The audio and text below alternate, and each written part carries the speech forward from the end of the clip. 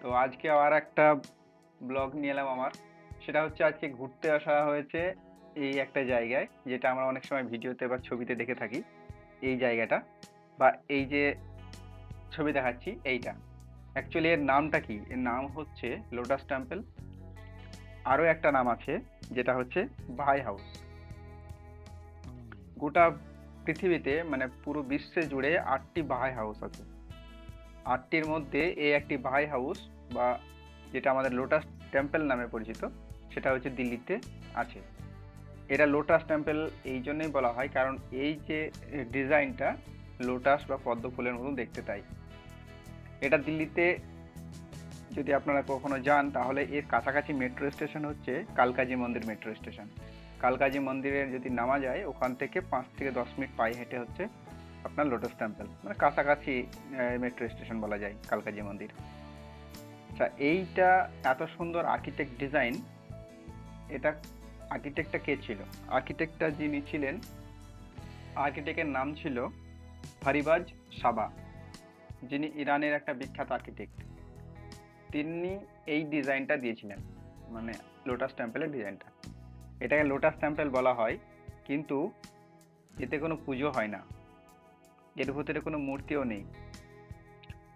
বর্তমানে এই জায়গাটা একটা ট্যুরিস্ট জায়গা হিসেবে পরিচিত, যেখানে প্রচুর মানুষ ট্যুরিস্ট যায় যে আর্কিটেকচার নিদর্শন দেখার জন্য। অসাধারণ জায়গা এবং চমৎকার জায়গা। তো আমার মনে হয় একবার এই জায়গায় যারা যাবে তারা দেখবে যে আর্কিটেক্ট নিদর্শনটা কত সুন্দর, আর্কিটেক্ট ডিজাইনটা। সিভিল ইঞ্জিনিয়ার বা আর্কিটেক্ট যারা আছে তাদের তো অসাধারণ লাগে জিনিসটা। এবং যারা এরকম প্রায় অনেকেই যায়, প্রচুর লোক যায় এবং অনেক বড় জায়গা, খুবই সুন্দর জায়গা এবং দেখার মতন জায়গা।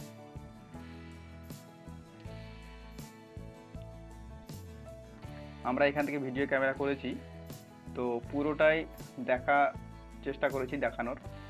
এর মাটির নিচে একটা মিউজিয়াম রয়েছে। এই যে এটা দেখাচ্ছি, এটা হচ্ছে মিউজিয়াম। মাটির নিচে অনেক বড় মিউজিয়াম রয়েছে, একটা সিনেমা হলের মতো বড় মিউজিয়াম, প্রচুর কিছু আছে।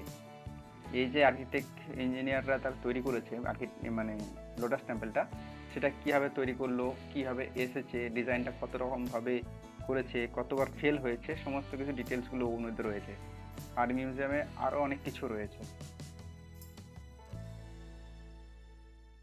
আমরা যাওয়ার ভিতরে যাব, তো ভিতরে ক্যামেরা নিষেধ রয়েছে, তবুও চেষ্টা করবো ভিতরে কি আছে দেখানোর জন্য। আর এটা হচ্ছে বাইরের যে এটা সিনটা, সেটা আমরা ভিডিও করছি। এটা আমার মোবাইলের মধ্যেই ভিডিও হচ্ছে আর কি।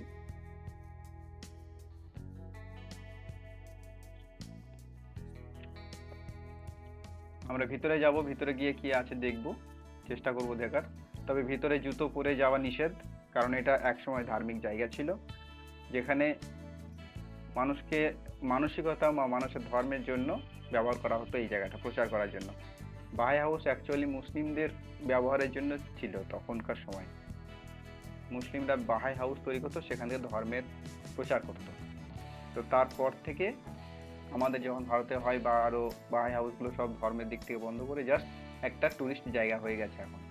আমাদের ইন্ডিয়ার মধ্যে এটা ট্যুরিস্ট জায়গা, ভিতরে কিছু নেই, ভিতরে জাস্ট কিছু চেয়ার টেবিল এরকম ধরনের রয়েছে। আমরা যাব ভিতরে, কারণ আমি গেছি, বেরিয়ে এসেছি। তো আবার যাব এবং আপনাদেরকে দেখানো হবে, কারণ ভিতরে ক্যামেরা নিষেধ রয়েছে। তবুও চেষ্টা করব আপনাদেরকে দেখানোর জন্য ভিতরে কি রয়েছে। ভিতরে চলে এসেছি কিন্তু লুকিয়ে ভিডিও করছি। ভিতরে জাস্ট এইরকম আছে, কিছু নেই ভিতরে, জাস্ট এরকম কয়েকটা বেঞ্চের মতো রয়েছে, বেঞ্চি। আর এটা যে ভিতর। তো এই পর্যন্ত দেখালাম আপনাদেরকে বাহাই হাউস, কেমন লেগেছে বলবেন। তো আজকে এই পর্যন্ত।